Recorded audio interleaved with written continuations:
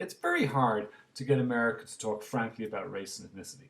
Because as much as we frequently explain our own personalities' quirks because of our ethnic or racial background, we're very reluctant to do that for other racial groups for fear that we might be seen as prejudiced or racist. So, in a recent study for the Institute of Decision Making, we tried to understand how Americans really feel about race and ethnicity, both on a rational level and a subconscious level.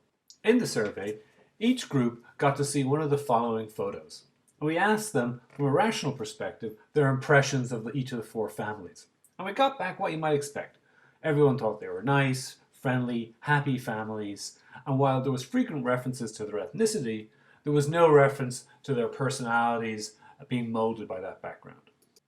To get at respondents' subconscious associations with race and ethnicity, we did the following exercise. Across a range of values and racial and ethnic groups, we asked people to correctly identify the color of the word. Was it red, yellow, blue, or green? Very straightforward task. What we were really trying to find out was whether people would be distracted by the meaning of the word, in this case determined, and the content of the photo.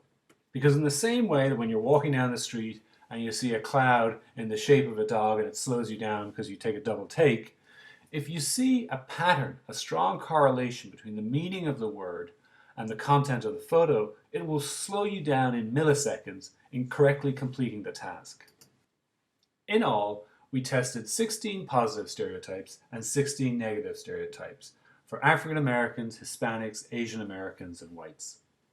The following chart lays out what we found.